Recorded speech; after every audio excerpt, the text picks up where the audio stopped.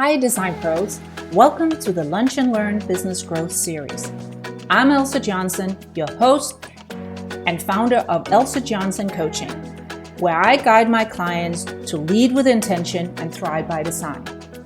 This series is designed for you, interior designers and window coverings business owners who are ready to level up, attract more clients, and grow with confidence. Each month, I bring in industry experts to share game-changing strategies that you can apply right away. No fluff, no sales pitches, just real value to help you thrive.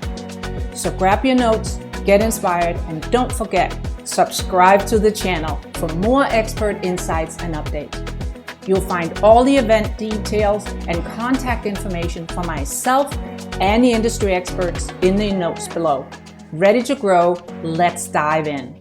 Welcome everybody to this month's Business Growth Series for designers and window coverings professionals. And today I have a treat for you.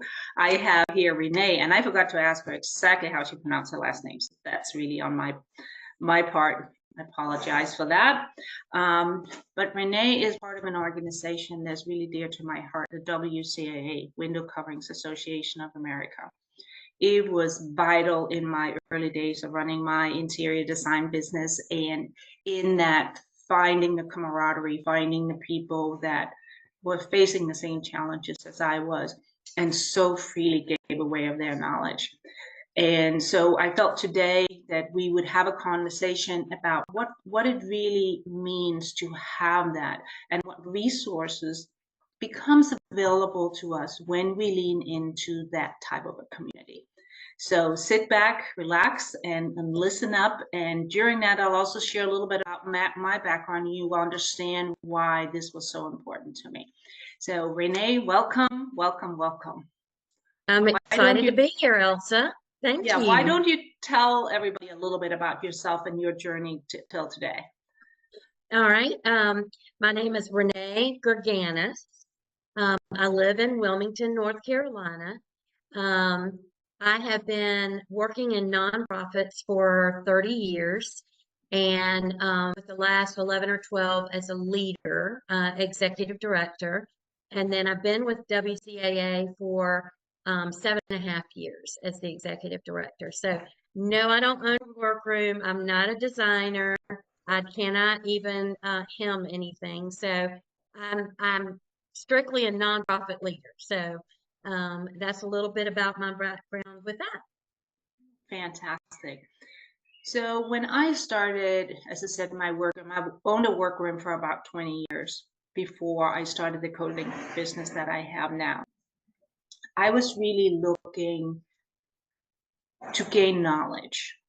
So why don't you tell us a little bit about how WCAA support us to become the professionals in the industry that is really required to set ourselves apart from a big box store or even other designers, but finding our unique path? Well, WCAA is a community, and we're the only window treatment community association. And so what we really focus on, our members are made up of workrooms, designers, installers, and retailers. And so our community is very much a family. We really help each other. We connect with each other, especially since COVID. Like we'll have a designer in New York that now our clients have moved to Florida, but she doesn't have a workroom or an installer there. And so she will connect with a WCAA member to do the work down there as well. So it's very much a community that we look upon each other as professionals, because honestly, we're probably that 20% top of clients that are using someone who is doing something custom for them in their home. They're not a Lowe's person who's going to go to Lowe's and buy some blinds and get them, install them themselves, or even get Lowe's to install them. That's not who we're going after. So it really is an elevated and very professional member that joins our association. I can totally relate to that. I remember my clients, I would go to length finding just that unique look for them. And from that aspect, my community of WCAA members were really instrumental in helping. Oh, why don't you check these guys out? Why don't you check those guys out? Um, so as far as education, you support people with education too, don't you? We do. And we do that through a variety of ways. One is we partner with several conferences. The Custom Workroom Conference, IWCE, and now the Sunshade Expo, which is the outdoor hard, products, shade screens, shutters, hurricane shutters. That is a very big growing business for our industry right now because ever since COVID, people want to be at home, they want to be outdoors, and they need those products. And so that's a growing part of our membership right now. Yeah, me living in the Arizona area, outdoor living is it's huge. And I'm sure it is in North Carolina as well. It is. But you also see that it becomes an elevated experience with true designer products that's really shown, in those outdoor spaces. High Yes. quality fabrics, high quality, details, and really setting it apart. So in way of resources in helping, what collaboration can one of your members sort of find with any kind of like vendors? Do you work with vendors? How do you support your membership like that? Yeah, so we have industry partners and they do offer our members discounts. And so on average, a member will save over $1,000 a year with their discounts. And there's everything from fabric to hardware, motorization, software programs. I mean, there's a lot available to our members in that way. And also those vendors will educate them. They'll do webinars for us. They go and speak at chapter events on the hardware and the motorization available. Because as everybody watching knows, motorization is the key thing right now. That's where you're going to make a good profit. That's what everybody wants. It's come down to where it's affordable for almost everyone. And so we're always learning more about what motorization is available for indoor soft treatments and also the outdoor, treatments as well. Push a button and it's done. Yes, I can just see it in my own neighborhood, right? That you walk down the street in the afternoon and all of a sudden those solar shade goes down. Yes. And when you connect the whole thing to work clockwork, it's a beautiful thing to witness. And that's a thing that I love too, that it's always at the forefront of industry. It's the forefront of design. And when you are together with a group of people that have the same passions as you sort of, I always felt like it was my competition. We were all Yes. in that the tide rises all boats. And so how does WCA foster that elevating each other without that competitive infighting, basically, if I can call it that? Well, with our mission statement, it's all about community, and I'll be honest with you, there have been members who have come in and they've joined chapters or whatever, and they are competitive. They don't last very long with us because, they see the other members as a competitor, and that's just not how we are.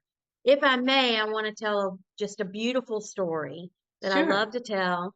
Happened a couple years ago, and it was in one of our chapters. And a very long time member had she has a workroom, and so it's November.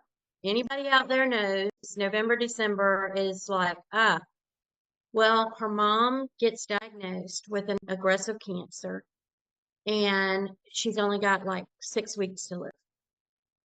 And so our member just told her chapter, she said, I'm just going to have to give y'all these jobs or turn them down or whatever because I need to be with my mom. So that chapter went in over 2 weekends in her workroom, brings tears to my eyes, and finished all her jobs for her so that she could go and be with her mom. That's who we are. That is who we are. We really look to each other, and we have mastermind groups that are all members that are all helping each other, and we just don't look at each other as competitors. We look at each other as family, and that's what I love, and that's why I've stayed here as long as I have, because it's just a great community. What a beautiful story. It truly is, and that was my experience as well.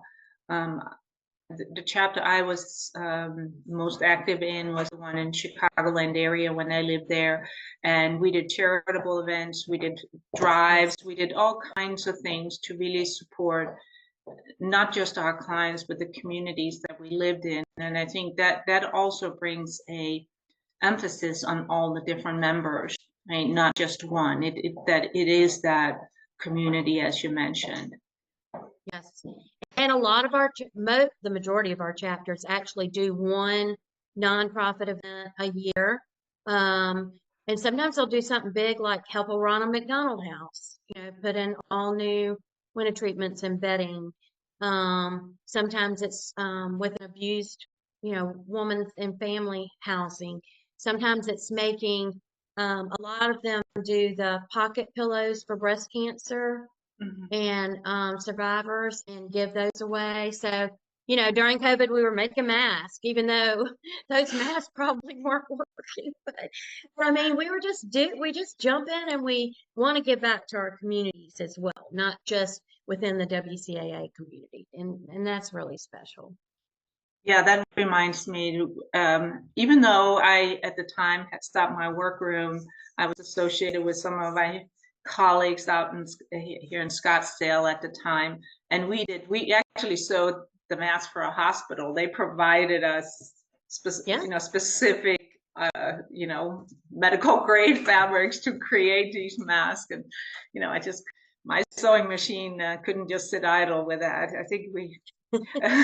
So I love that. It's and you did mention too during COVID, right? And certainly now too, there's also a lot of uncertainty in our industry, and and it's not. It comes no matter what happens. History repeats itself with different kind of big challenges. How do you see an organization like yours play in when we see these big shifts in markets, in products? I remember the big drive with child safety and all those things. How is WCAA involved in that part of our businesses? Yes. So we work very closely with the WCMA, which is the Window Coverings Manufacturers Association. Okay. And they are the ones that write the ANSI standards, which is the Child Safety Cord standards. And so myself and another board member sat on that committee to help write those standards. And then right now, WCMA is working in DC with lobbyists and stuff on the tariffs. So I actually just got an invitation to have a meeting with them about an update about the standards and the tariffs right now. And so they do a lot of the groundwork in DC for those kind of things. And then they come back to us and ask us to get it out to our community.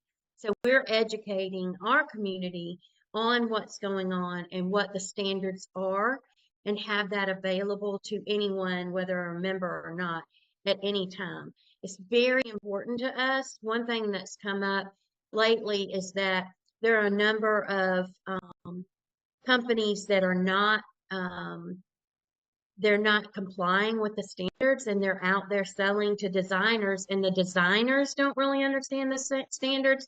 So we work very closely with the IDS, the Interior Design Society, on getting that out.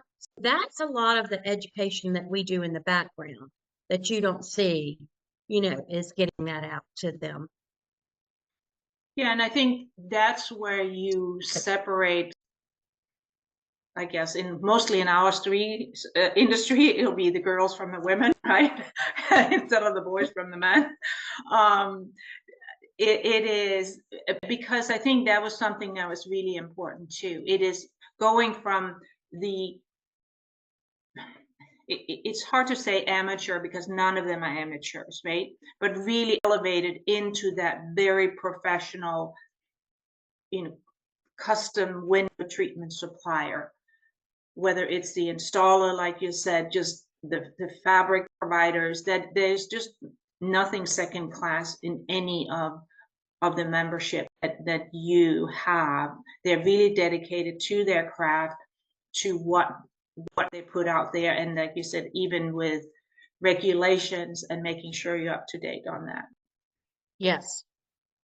And, again, we're not an installer who's a handyman. These are professional installers. You're not getting, a handyman off the street that just thinks he's going to screw something in real quick. I mean, these folks really know what they're doing. And I mean, honestly, I just had a member tell me that she lost a very, very large job recently because the designer wanted to use non-compliant ways in the treatments.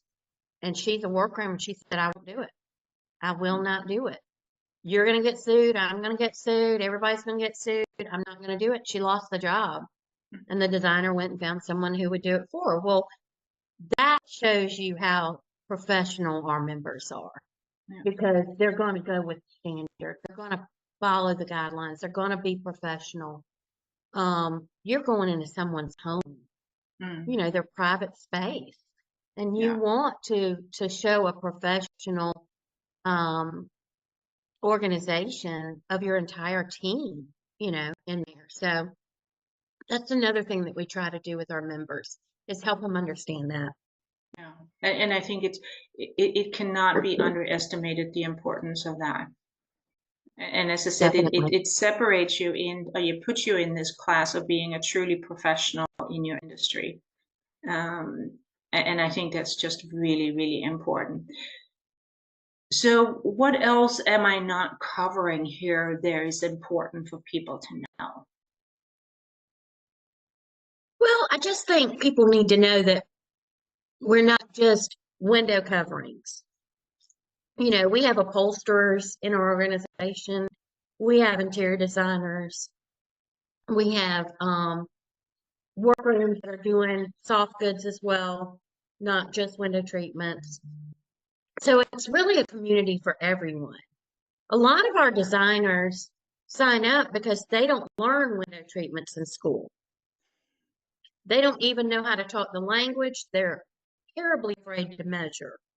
So they're looking for someone to educate them on a one-on-one basis, and looking to connect with someone who's going to really help them, so that, because you're going to make good money off of window treatments.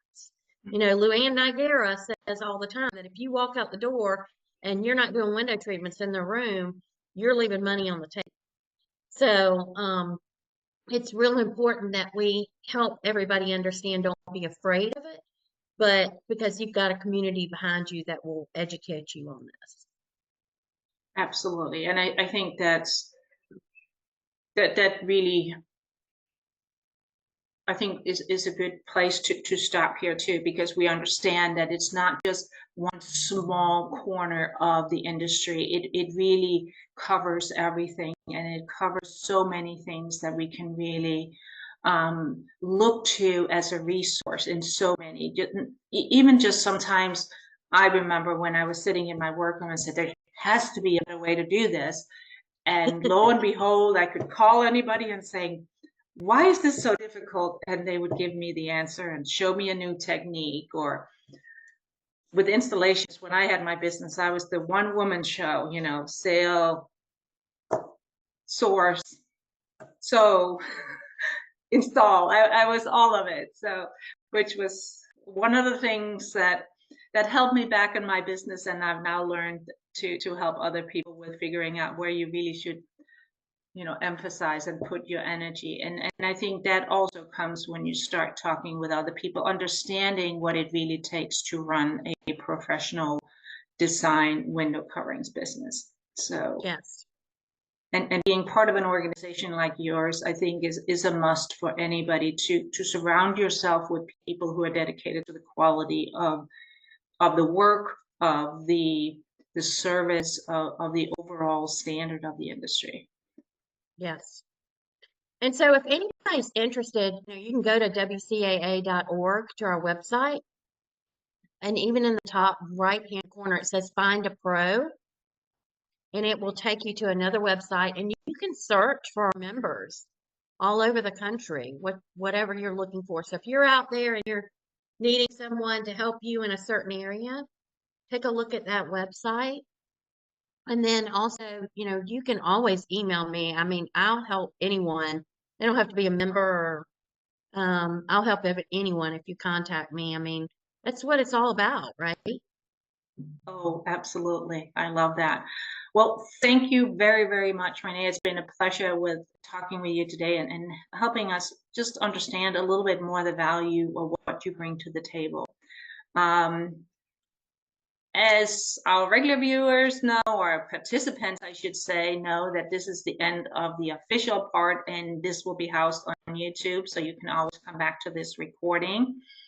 And this is a series I bring to you every single month, where I bring in different people like Renee from our industry to share their knowledge and to share the resources so you can grow your business in the best possible way for you. I personally take care of the mindset of business success. The things that when you get overwhelmed, when you feel that you're off track, even the big strategic looking, saying, how do you support your business? And today the focus is on Renee, and all her contact information will be in the show notes on YouTube, as well as the people who get the replay, you will have that there. And the same thing, the contact information for myself. I'm Elsa Johnson, and I'm with Elsa Johnson Coaching, and I believe that you have to lead your life with intention and thrive by design. And with that, I will sign off for today. Thank you very much, Renee. Thank you, Elsa.